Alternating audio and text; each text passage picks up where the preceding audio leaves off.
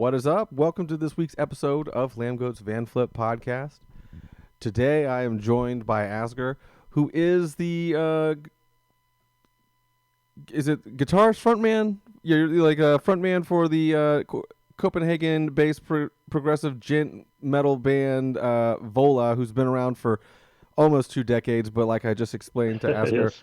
I'm not very knowledgeable as far as that far back, but I am far as back as like a year or so, or like 18 months. I've kind of been watching the band for that amount of time. So, Asger, it's great to have you on the show, and thank you for being here today.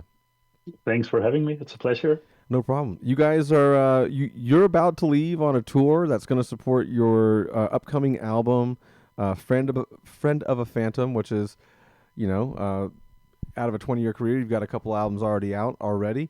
However, you guys kind of been like building up to this moment with this particular album for like almost a year now.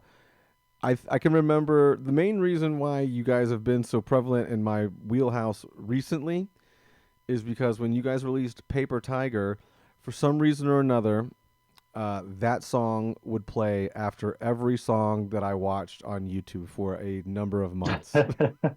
So I would listen to whatever Cool. song on YouTube, and then all of a sudden it'd be Paper Tiger. So it's or So how Paper tired Wolf. did you get? Not really that tired, to be honest with you. It's become something that I can listen to on a regular basis. And then again, there's another one. It just started serving me up Vola for some reason for the last like 8 months. And the other Well done, one, YouTube. Break My Lying Tongue. Break My Lying Tongue was also a Yeah, choice cut for me as well. So Paper Wolf and Break My Lying Tongue definitely caught my ear, and I've kind of that's just been cool. listening ever since. And you got the album coming out. I think by the time this comes out, it'll be out for a week or so. But I think it's coming out next week as we're recording this. And you just released a new single last month, featuring Anders from In Flames. So Cannibal is the Yeah. latest single, and then of course the full length will come out. So yeah, I mean, do you guys know anything about like how the YouTube algorithm works or anything like that, or is that something that you guys kind of like the label just kind of pushes? Because I mean, it was for a while every song I would listen to, it would be like a playlist of like I'm sorry you. about that. No, it's all good. It's all good. It would be like you guys, and then I think like for a while Invent Animate, which is also a kind of another progressive metalcore band over here in the States. They would Mm. feed me some of their stuff, so it was kind of like a mix of you both. It hasn't happened in a couple of months, so I don't know if you guys stopped paying the bill on that or whatnot. But yeah, I don't know anything about the technical aspect of it. That must be the label. interesting. Yeah, I mean, I wonder if that's something that they can do. Like, hey, if this guy is watching any kind of metal song or whatever. Yeah. I mean, granted, I probably had it loaded up because we posted about Paper Wolf early on last year or in August of last year, and I enjoyed it right away when I heard it. So it's not like I was just annoyed by it every time it would come up after every song, but it was just a reminder because I listen to songs as I'm posting something on Lambgoat, or if a new song comes through, I'm definitely going to check it out. So sometimes YouTube or whatever just kind of keeps playing while I like space out, and then I realize Yeah, I'm makes like, makes sense. yeah, I'm like, oh my god, I've listened to like fucking 3 Vola songs for some reason or whatnot. But yeah, it's very interesting. Anyway, Friend of a Phantom is poised to be a great album from what I can listen to on online so far. So, yeah, I mean, like I said earlier, I'm not completely 100% familiar with the band because you have such a longer history than I'm aware of. But I am bummed that I missed out last year. I guess you came to my neck of the woods. When were you guys in Orlando last year? Late last year? Yeah, was it September, I guess? Yeah, I think it was like the first date of that tour with Bent Knee and someone else or whatnot. And Yeah, I actually do like yeah, Bent Knee as Will. well a lot. So yeah, it was a bummer that I wasn't brainwashed by YouTube just then. So probably give it a couple of months and I would have been down there. But I am looking forward because you guys just announced another. You're supporting Intervals on their upcoming Yeah, 2025 run in the spring. So I'll be checking that out as well. But yeah, man. awesome. Yeah. So how's it been? teasing this album for the better part of almost over a year or over a year. Yeah. Well, it's overall it's been a fun process, like having that much time to just lay out some breadcrumbs. Um, and it was mainly due to the pandemic, just extending this album cycle of our last album, Witness. Um, we thought we had to get some music out there, um, and not just wait for an album release to present new music to the world, and that's why we released Paper Wolf as a single so early on. And yeah, it's been different, but a cool process, I would say. Do you find it any different than like is this no like again, I'm familiar, but how do you guys roll out previous albums? Is it something that you kind of just tease for a couple months, or how like and have you noticed any difference with the way that you're rolling this album out as far as like because you have four singles out at this particular time. You released Paper Wolf almost over a year ago. Yeah. So have you noticed any kind of difference, whether it's positive or negative, about the way you're rolling out Phantom compared to like Witness last 2021? Well, it hasn't been that different. Like, I think for Witness, we released singles maybe like half a year in advance of the album release. Um, and if you don't count Paperwolf for this album cycle, it's pretty similar. Um, so yeah, it doesn't feel too strange for us really. But yeah, we can see that our audience is growing, and there's a bit more awareness around us. So I think that's one of the main differences. Yeah, I mean, in the new age of like distributing music online, digitally, and in physical copies, obviously, it seems that a lot of people have chose to release more singles than they have in the past, just to kind of keep them in front of not only their fan base but in front of other people as well, whether it be through social media or playlists or anything like that. Is that something that you kind of like have adopted as well, to where like you'll do more of this in the future as far as like breadcrumbs go? Yeah, I think it's nice to build that tension, um, and keeping things in the dark a bit. Like when the album is out, it's out, and you cannot present any more surprises to the audience. That's true. So it's a very valuable time to have. Um, so it's about spending it in the best possible way. That can be a bit nerve-wracking also. Like how do you use this time uh, like the most beneficial way, so Mm-hmm. you don't like waste having the possibility of making these surprises and getting the audience hooked. Yeah. Do you Is that something like you said something about like not being able to surprise the audience or once the album is Yeah, out? Is that yeah. the reason why you kind of let Cannibal be like the I don't know if this is your final single because obviously well I guess it is your final single because you have the album coming out next week. But was that the final single by design because you had the like a surprise involved in there? Like as far as I can tell, that's the only feature on the album that you have, and it is the track, the opening track on the album. So, is that the reason why you just chose to like hold that back a little bit and then release it, right before the album? Yeah, I can see why it would appear like that, but it was actually, I think, because that was just how our schedules worked out in terms of like filming with Anders, Mm. filming the music video with him, and having the song mixed, all those practical things, Yeah. like pointed towards it being released at this, uh, I guess, the final single.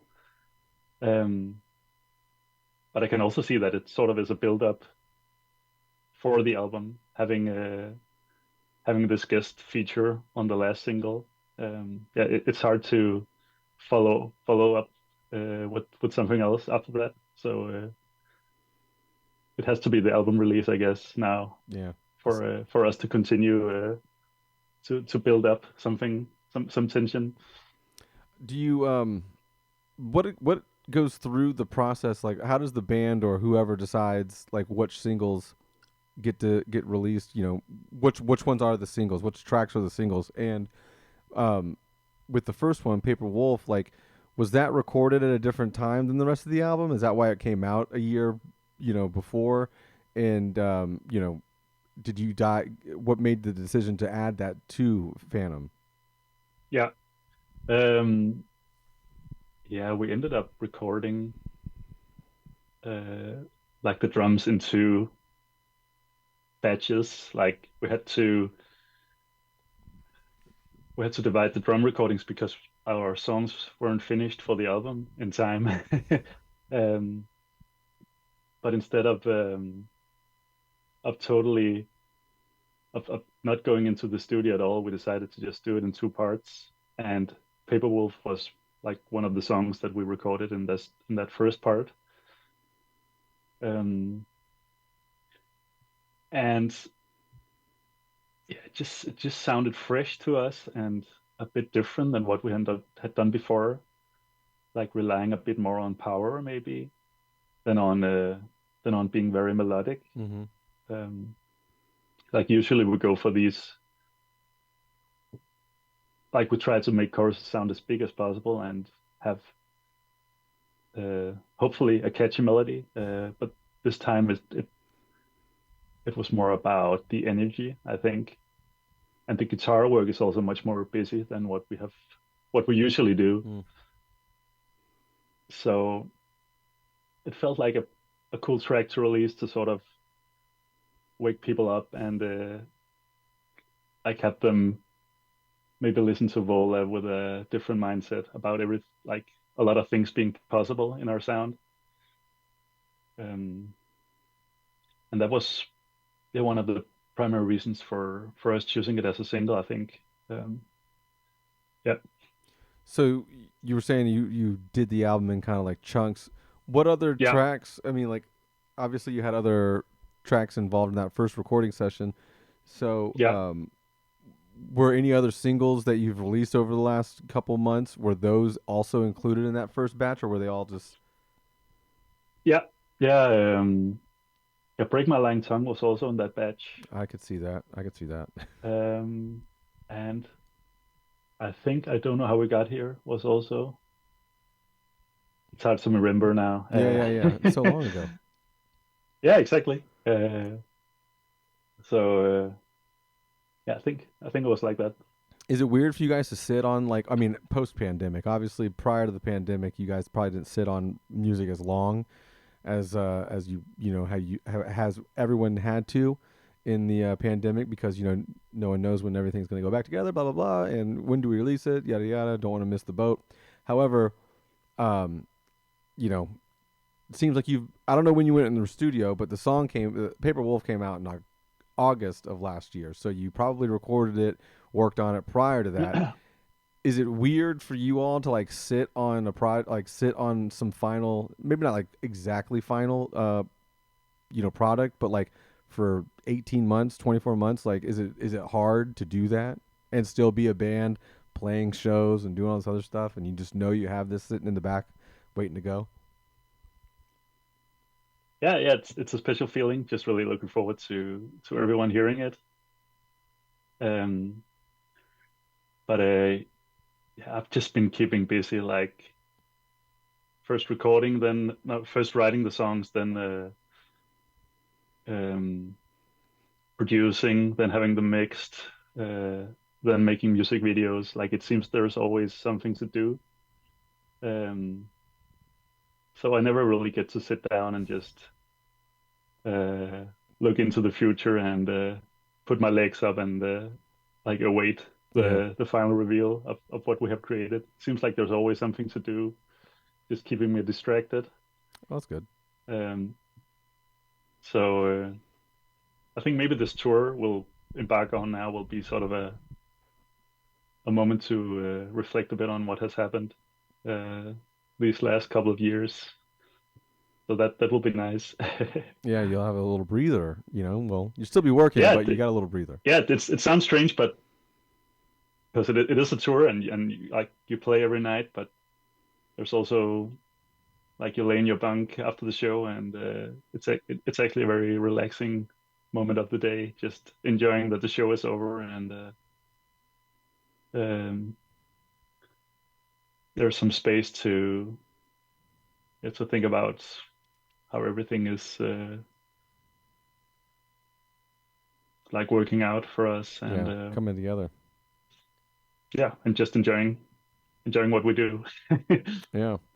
You were saying earlier how like Paper Wolf was kind of like a departure of like typically what a fan would hear Vola make or create. Yeah, For fans who aren't like super knowledgeable about the band's discography or past or whatever, what were some of the decisions as to maybe like alter the sound or create this like quote unquote heavier style with these singles and the album and everything like that? What led to that decision at this particular point? Because you guys you started in the early 2000s, mid 2000s or whatever, and here we are in 2024 about to hit 2025. So it yeah, what really caused that after such a long time of being Vola already? yeah. Good question. It seems like on our first album we were really wearing our Meshuggah influences on our sleeves. Okay. Like that that that band has played a huge role in our way of writing songs. And we still love that riff approach, but we have also become fond of just creating a heavy riff that might be more simple. Like as long as it gets into our bodies, and you can sort of um, yeah move to it on stage. It is it is exciting to us, and it's something that we like will continue working on. Um, so I think that we've sort of broadened our spectrum of like what we find enjoyable in terms of songwriting. Um, like on In Maces, our debut album, it had to sound like Meshuggah, a bad version of Meshuggah, of course, Yeah.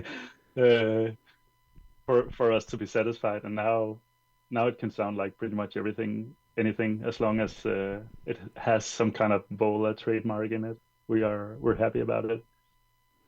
Yeah, this is interesting, like pivot, you know what I mean? But also, you can definitely hear you said Meshuggah, and I, I, I, I think they're pretty groovy as far as like they have a lot of good grooves, in their songwriting Yeah, and whatnot, and you can definitely tell that at least in the handful of singles off this new album that, uh, you know, there is a groove to a lot and a flow to a lot of these songs to where like dare I say danceable sometimes, which is you which can is try very to dance if you want. yeah, it's just strange because obviously, it's like progressive metal, and I don't necessarily know if people like to dance like that, uh, and not like the mosh pit kind of dancing, just like interpretive, Yeah, exotic dance, yeah. because it is kind of groovy. So um, Meshuggah's not bad to take notes from, obviously, but I mean, Nope. it doesn't necessarily sound like Meshuggah either. So it's got its own little way of presenting itself. So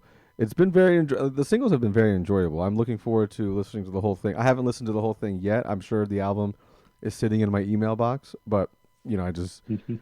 I was just waiting for it to hit Spotify. Of course, I Uh understand. yeah. So you guys like fairly busy like you were saying earlier. You always have something going on. You guys are about to hit the European tour, and then you have like a month or two off, and or month or two or three off, and then you'll hit the Yeah, North American tour. What are you guys going to be doing in that little small break between tours? lay on the couch, I think, and eat Christmas candies. Yeah, yeah, it is Um, going to be holidays. yeah, Well, I actually I had a child 4.5 months ago. Oh, congratulations. So yeah, thanks. So I'm like besides preparing this tour, I'm also busy learning to be a father and a parent above all. Yeah. Um, so I'll continue that learning process when we come home from tour. Yeah. So this Yeah, is your first child, you said, right? yeah, first child. Oh man. How do you think how do you think having a child will like alter not only like the time that you spend in the band, but how you approach the band and how like how busy you become in the band? Well, yeah, that's going to be interesting to see. Like I've had some weird like working hours. Hmm. Um, like often using the night like to write songs and like I have to structure my day a little more now Yeah, yeah. Are you the night so shift that I guy? don't Are you the night shift guy and your partner takes the day shift? I'm the one sleeping without earplugs. Uh, So like when he gets when he cries at night, I'll go to his bed and pick him up and he can go breastfeed. So yeah, that's how we have divided it. Um, so yeah, that's like I don't want to be like a dad who's always away, mm-hmm. always working on stuff. Like I want to be present when I'm present. Yeah. So that's gonna be my challenge, I guess, to really divide my life into work and not work. Yeah. Where like early on it has been more fluid. Yeah, well, because it was like your only focus for the most part, outside of maybe personal relationships with others. Out, Yeah, yeah, I had the relationship, of course, but now the responsibility yeah, is even bigger because there's one more person. yeah. But So now she's got someone to keep her company when you're gone. You know what I mean? She might yeah, she might be somewhat resentful when you get home, but there's yeah, that. yeah. I'll deal with that later. Yeah, that's later Asker's problem, not current Asker. Exactly. Yeah, yeah, Not present askers. yeah. That's good. That's a good way to think about it. But yeah, I mean, at least you do get a little bit of a break here coming up. You got a tour coming up, so you won't necessarily have to, you know, No diapers. yeah, deal with that for a little bit. I'm sure she'll love that, hearing about that. But yeah, it's just funny because it is such a drastic change, so I'm sure it will affect other parts of the band in general. Does anyone else in the band also have children, or you know what I mean? Like, is that something that the band is used to dealing with? Yeah, Martin, the keyboard player, has two kids, and Nikolai, the bass player, also. Adam on drums doesn't have any kids Oh, yet. Let's see he what happens. he's the solo No guy, and pressure, Adam. yeah, slow. He's a solo guy out here just living life. True, yeah. That's pretty funny. Um, yeah. So, like, what are some of the influences that you could that are on Phantom that because obviously it's a little different than the previous stuff. What are some inspiration that you drew from, or where did you get the influences for this particular record? Well, we talked a bit about Evolve, Sugar, for yeah, yeah. example. I can hear a bit of Metallica in that song and Mm. the guitar work. Um, like I used to spend hours and hours playing Master of Puppets in my room when I was a teenager. As do a lot of Uh, teens, yes. Yeah. exactly. Um, and maybe that shines through a little bit. Um, and I know Nikolai, who wrote the main riff for the song Hollow Kid, uh, that's not released yet, but he said that he also had some Metallica influences, um, like showing up in his consciousness when that was written. Um, but yeah, then there's some ambient stuff on the album, Mm-hmm. and I would say I'm very inspired by the Norwegian band Alder, for example. Yeah. and I love the singer David Sylvian. Um, so I really love when there's a like a very clear vocal with some ambience in the back. I love the storytelling that you can create with that within that sphere. Hmm. Is that different than the keys? Like, because I know that Nikolai a couple years ago started picking up the synth as well as the bass. Is that something Yeah, like how does that play with each other? Because obviously, for the the layman out there, they would assume that the keyboard, piano, whatever, is also the same as a synth. You know, so yeah, how does that dichotomy work with each other? yeah. It's something that he only does live, Okay, okay.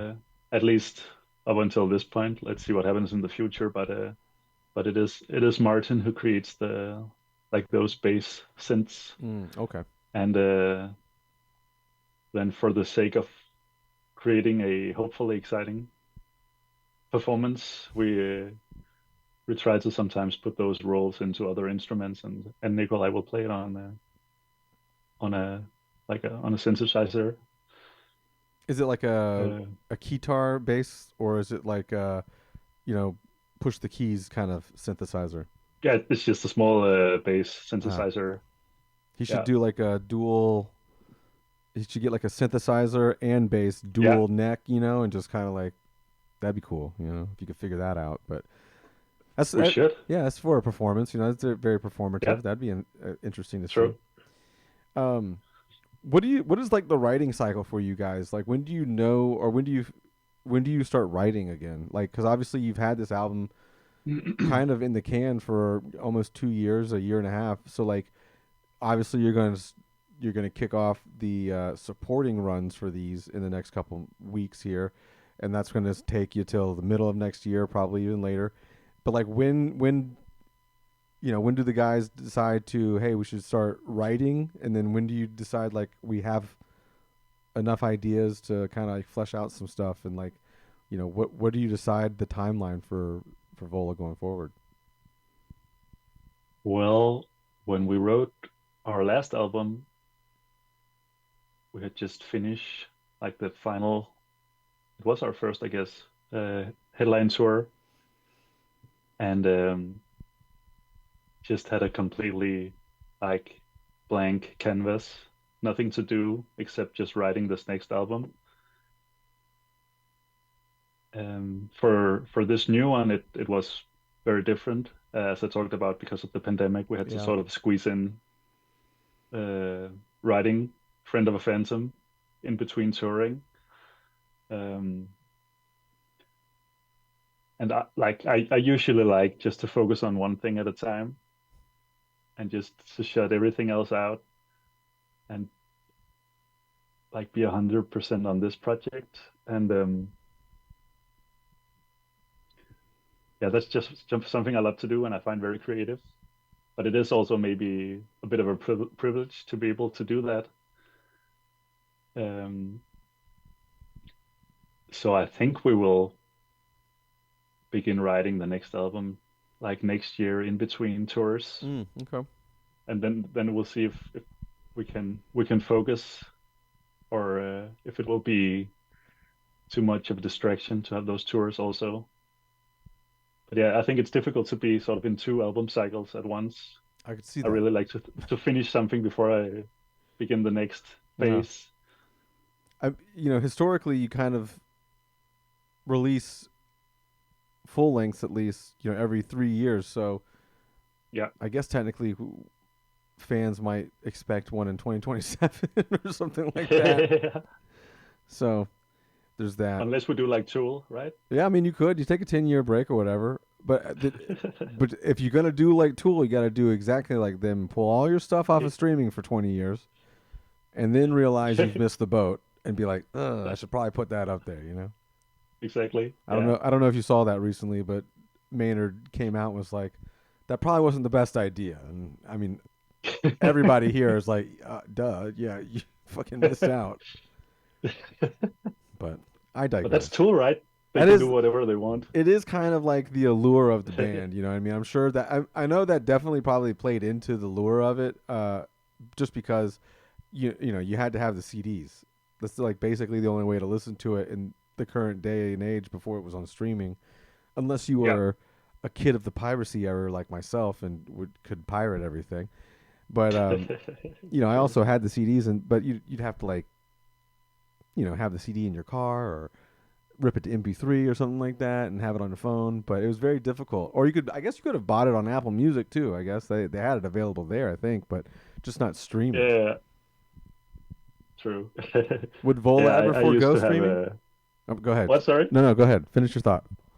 I used to have these mini discs. Hmm. Is that what they are called? And Like the yeah, little CDs like this, like in a little hard yeah, yeah, drive. yeah. Yeah, yeah, I know. That's what Little floppy disk looking thing. like when everybody else were turning towards MP3s, I was just transferring CDs to mini discs, Yeah. walking around with that, feeling very cool. Yeah, yeah, very cool. And now you'd be even more cooler because it's people are going back to physical media. In Yeah. my head, it seems like because when I go buy CDs now, they're more expensive than they were in the last couple of years. So instead of $2-3 CDs, I'm buying like the same CD but for $5 or $6.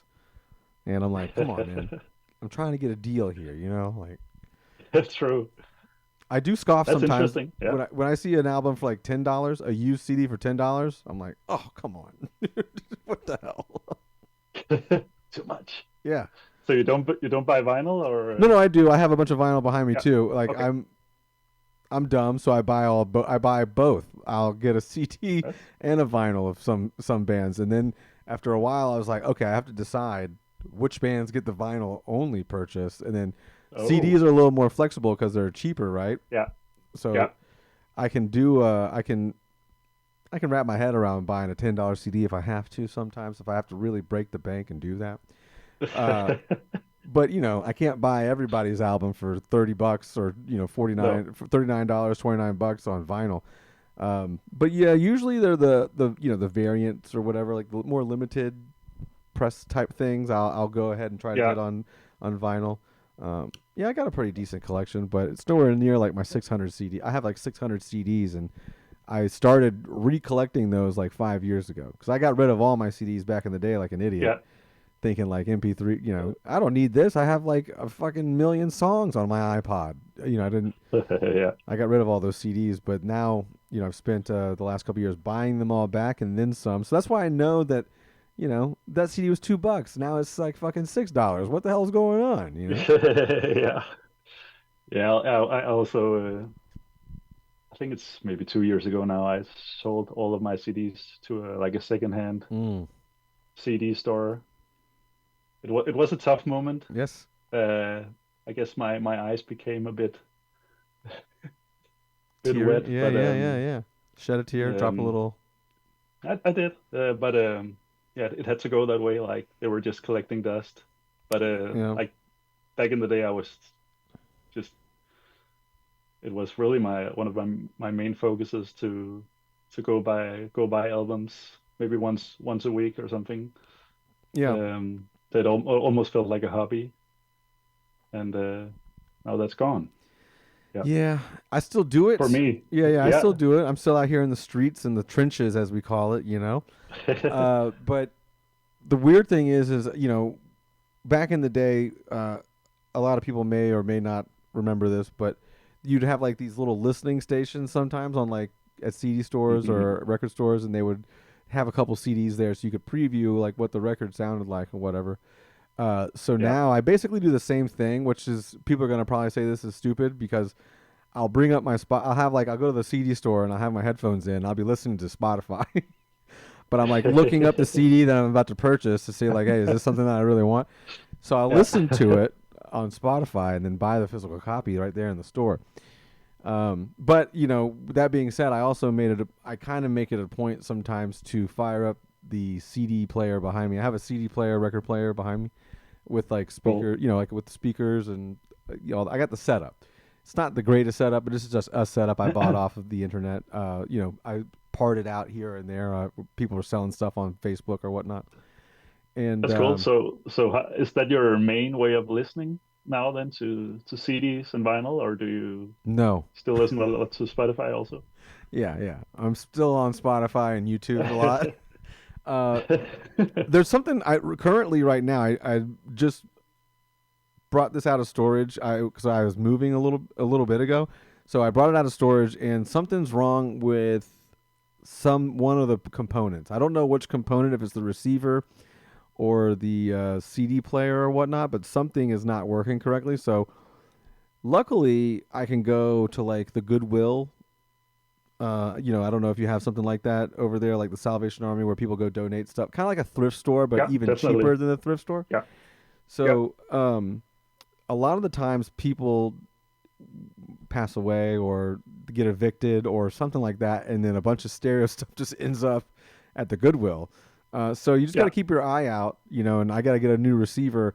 I did score, or a friend of mine, a buddy of mine, JP, who also works here at Lambgoat, a couple years ago scored a 300 disc CD player for $15, and he gave it to me, and I thought that was cool, Wow. and I was really stoked on that because I had like the traditional 5 disc rotating plate CD player. Yes. However, the 300 disc CD player is just way too much to deal with. Like it's Damn, very that's a cool. lot. That's You can load it up, right? But 300. you don't like you're like, where is that CD at? Is it in slot 128 or 279 or fucking 3? So you never know where the albums are in the So it sounds like where CDs go to die. yeah. They don't collect dust because it's inside, right? So it's inside the That's CD true, player, but but they they will be definitely forgotten. there's probably a bunch of them that don't get played on a regular basis that way. Yeah. So I reverted back to the 5 disc CD player because I can open it up, it all comes out, I can see it and be like, oh, these CDs are in there. But also, where I like to hold the CD case and stuff like that too. So getting one off the shelf, Yeah. opening it up, and putting the CD. It's like a whole thing because I'm a child of habit, and that's what I did when I was a kid in my little boom Yeah. box. So yeah, I do thoroughly enjoy Yeah. it. Plus, also the younger kids these days don't know, but CD is king when it comes to audio quality. It is pretty good. Yeah. It is pretty good. Yeah. Do you also read the lyrics then from the booklet? Oh yeah. I mean, like if it's there, like Yeah. these are all things that I did. I mean, I would read the whole book, even like front to back Yeah. on any album. Me So, too. um, but yeah, I mean, that's kind of like I just mentioned the CD thing.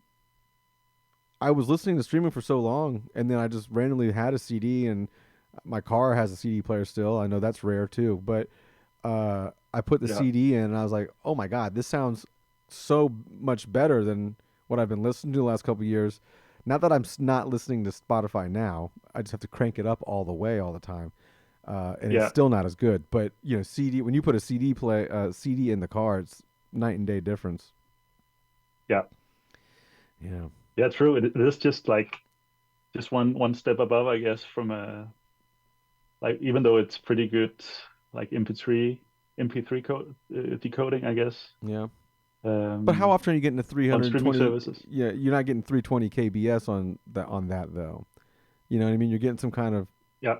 weird mastered version for streaming because Yeah.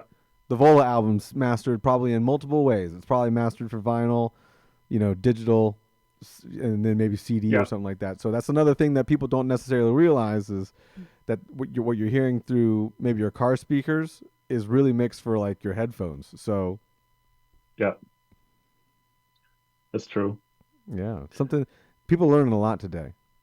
They're learning a But yeah, lot. it's nice to hear there's someone still like appreciating good old CDs. That makes me happy. Yeah, I'm 41. Yeah, I grew up with tapes and stuff. Now that's something I don't get into. Tapes I don't get into because that's just like the worst way to I think listen to music is probably via cassette tape. But those have gained massive popularity in the last couple of years. I've admittedly, unfortunately, bought a handful of tapes just to have. I don't plan on ever listening to them, but I'm like, you know what? Collector's item of this band or whatever, I'll grab it. So I have like a fistful of tapes, but I'm not trying to. And again, they are so cool looking because it's just a nostalgic thing of when I was a kid. I only listened to tapes before there was CDs, and the little box they come in, the way they open up, the way I don't know what you'd call the trifold or the cover that would fold out into like 8 panels of whatever, and you're reading it. True. It was just a Yeah. cool little thing. Yeah, it is a nice media. Like I also used to make mixtapes for when we would drive down through Europe, often on summer vacations, like my parents and my sister and me, just making mixtapes with all the new metal songs that I enjoyed, and You're like, hey like mom, making pop this in. my family crazy in the car. Yeah. But they had to listen to it, right? Like when teenager Asger has made some new mixtapes, you have a duty as a parent to play it loud in the car. Yeah, begrudgingly. True. Begrudgingly. What were some of the songs that you would like, berate your family with on these road trips around Europe? um, like lots of Metallica, um, especially I think the like S&M album. Mm. Um, The one with the orchestra and I think everything?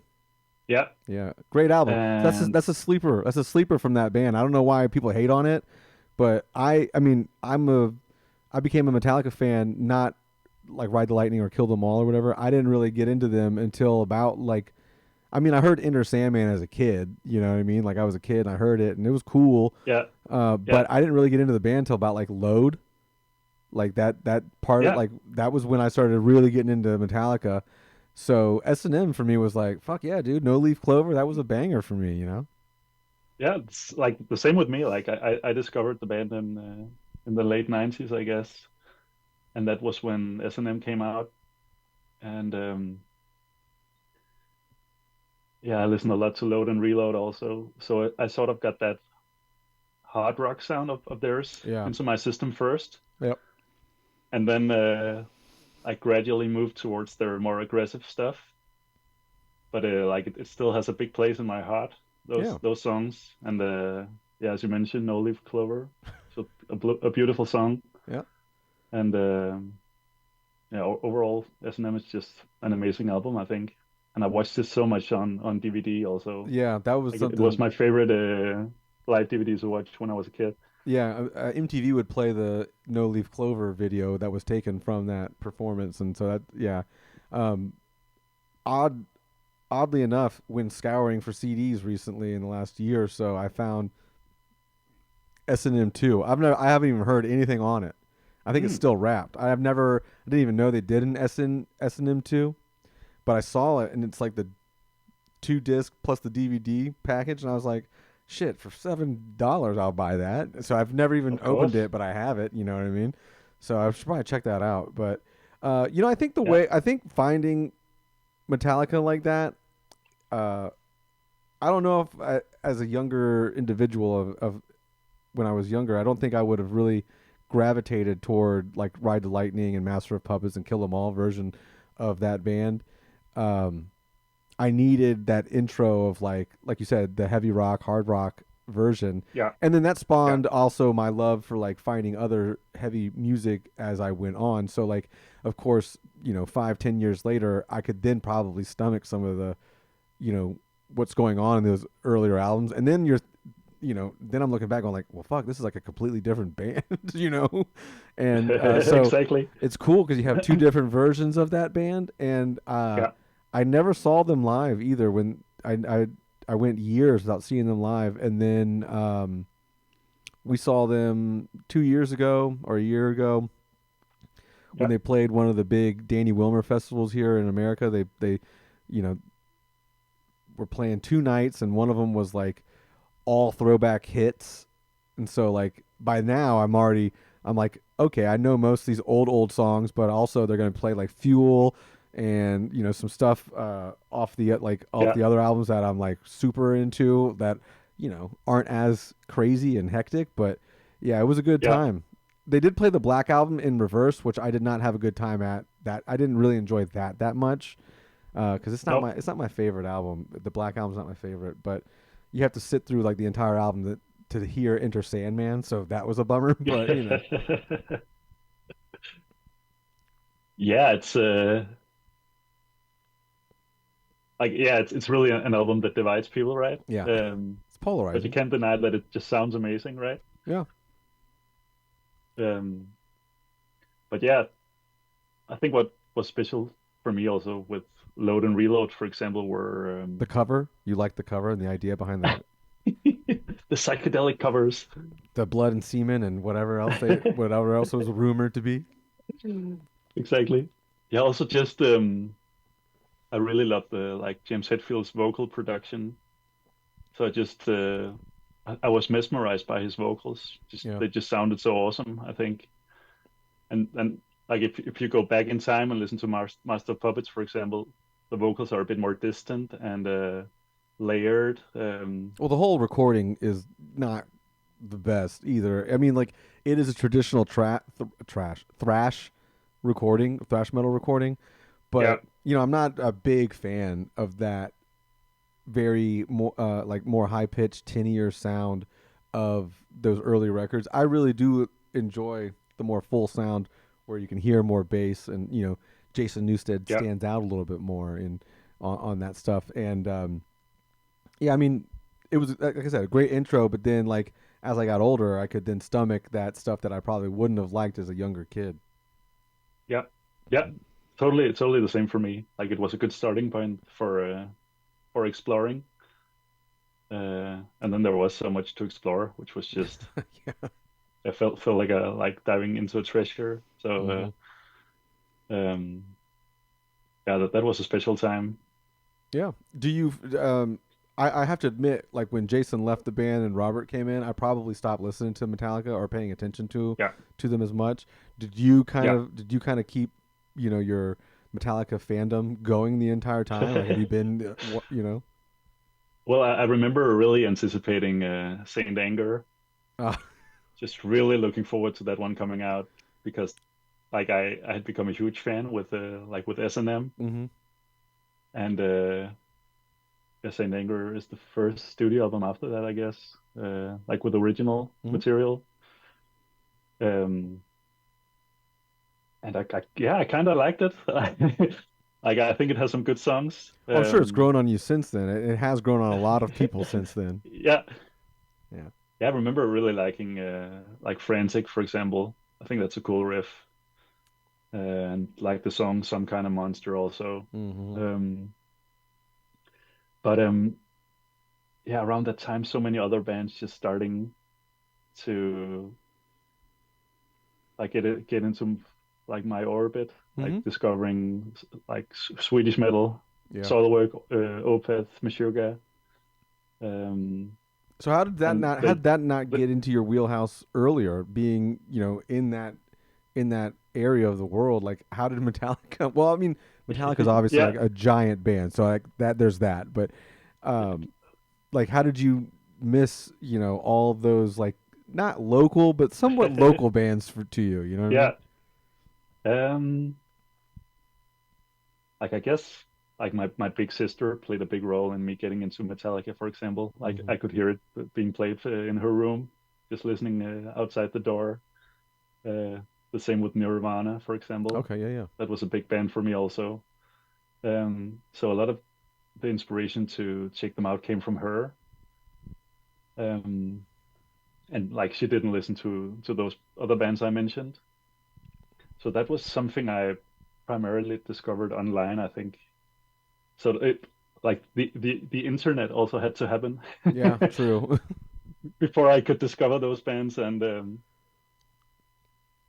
like I remember spending a lot of time on message boards back then, just Big trying nerd, just to doing big nerd things.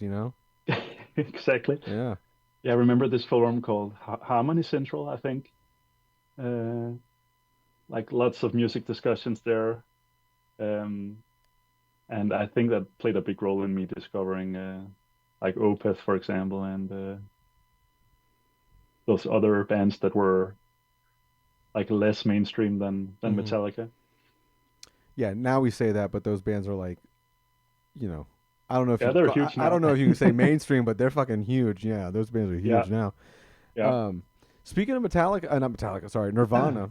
you guys Yeah. when you came over to your tour last year, your headliner, you guys went to Seattle. I just have a quick question. Did you stop by Kirk's house, Kurt and Courtney's house back in Seattle? Nope. Nope. Didn't have the time for that, unfortunately. I, Mm. I only had time for going to like a coffee uh place, I think. But yeah, that would be cool. Have you been there?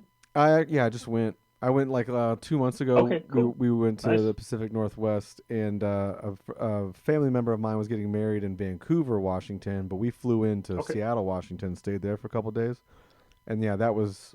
I mean, it's nothing really to see. It's just No. they got like big castle walls up around the whole house at this point, because people probably stop by all the time.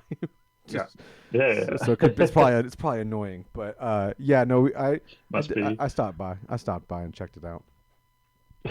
So you're one of the annoying Yeah, yeah, annoying yeah. I people. was one of the annoying guys taking photos in the driveway. Yeah. That's how it is. I mean, they have a nude beach across the street, so I'm sure there's Mm. a lot of annoying things going on that little block there. Um, one last thing I want to kind of ask her before I cut you loose here is, uh, you know, you were saying earlier how busy you are with doing things for the band and this, that, the other. And I tend to ask this question quite a lot to people that I have on the podcast, just so I can kind of relay to the fan base or the fans or people who are interested in being musicians in general.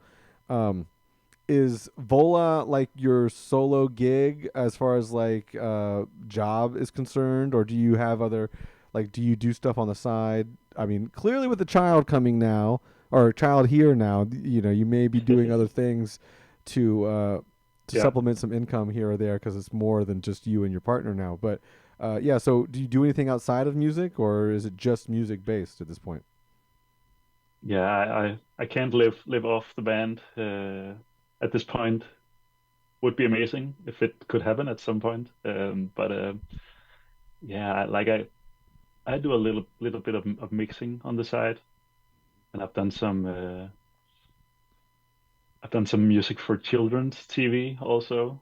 Oh, like local to your area there? Yeah, to like actually to like the national Danish television. Yeah, cool. They have this sort of children's sub channel, and I was lucky to get a gig where I had to create some music for a TV series on that channel. Um, but it is like it is mostly VOLA, but I almost don't earn any money, so I'm slowly going broke. Got to start selling some feet pics on the side here, Oscar. What? Sorry? You got to start selling some feet pics on the side here. You know what I mean? Yes. Yeah, exactly. No freebies. You got to make them pay all the time. You Exactly. were doing mixing work, and I've been looking behind you, and either that's pieces of art, or I assume they're like sound dampening boards or Yeah. something like that, right? Is that what that is? Yeah, I'm sitting in my home studio that will eventually become a like my son's room. Damn, So getting getting I don't kicked know how out. much longer I have this to sit in and just do stuff like this. Yeah, So I'll have to enjoy the final moments I get in here. yeah. It's fleeting. Enjoy it while you It have it. is. Yeah. Yeah. Well, Oscar, thank you very much for your time today. I kept you a little bit longer than I thought I would, but that's what happens All when you're good. talking about Metallica. You know. Oh, I wanted to We can say talk this. from I wanted Metallica forever. Yeah. a lot of people can. Yeah, trust me, I Yeah. know. I wanted to say that something similar, the Metallica thing happens similar to me with a different band. I don't know if you're familiar with Sublime. Are you familiar with Sublime, like the punk ska band from California? Yeah. A little bit. A little bit. So I got super into their self-titled album and never listened to their first album ever Okay. for like 10 years, 10 maybe even almost 15 years. Then I went back and listened to the first album and I was like, holy shit, this is better. And then it was like I have That's a awesome. whole another album from this band that hasn't been around for 15 years. Brad's been dead this entire time that I've really enjoyed the band, and now I have a whole new album. That was wild. Well, isn't it? It's his son that has taken over vocal Yeah, duties, right? yeah. I mean, and before Yeah, that, that's there was cool. another guy, Rome, who Okay, who took over and played with the other two okay, guys, and I saw that band too, okay. and they made an album that they made an album. It was okay, but it's nothing like whatever. But I haven't heard anything really with Brad. I think I saw him or Brad's son on. I think they played Coachella recently, and I maybe have seen a couple clips off that, but I haven't seen or heard them live or on recording yet. So I don't know. But again, that might take another 10 years for me to check that out. So, Yeah. but anyway, is there anything else you want to kind of like lead off with here? You got Friend of a Phantom coming out this week, which obviously has already been out for a handful of weeks. So hopefully the listeners are already enjoying that and purchasing a ticket to one of the upcoming tours you have, whether it's in Europe or North America, with intervals. And yeah, is Yeah. there anything else you kind of want to like just shout out or let the fans know what's good? Yeah, like check out the singles if you haven't already, and have a listen to the album when it comes out, and then I'll hopefully see some people on tour in March when we travel around with intervals. Yeah, I think I'm gonna try my best. March 25th. I think Awesome. you're in Orlando, so I'm gonna try my best to get down there. It's about a 2-hour drive, but that's nothing compared. I do that all True. the time. So we'll see if we can make that happen. Asker, thank you very much. Best of luck, and I hope YouTube keeps serving up more Paper Wolf to everybody after every song that they play. Every song is gonna just be Paper Wolf afterwards, just like it was for me. You get brainwashed into liking these bands. Again, I'm really sorry. It's okay. It was a pleasurable experience, Asker. So don't feel too bad about it. But is it Mosaic, right? The record label. Mascot Records. Mask. Yeah. Okay. Yeah. Just let them know. Yeah, Good job on the brainwashing. That's great. yeah. I'll tell them they should just continue Yeah. Pump the budget doing up. what they do best, I guess. Yeah. Keep But that yeah, budget going. thanks for doing this. Oh Yeah, yeah. it's More than really cool. welcome. Have a great rest of your evening. Go have dinner and go say hello to your son. Spend some time with him and enjoy that studio while you have the opportunity to enjoy I will. it. Take it easy, man. Have a good Thank one. you. Likewise. Hey.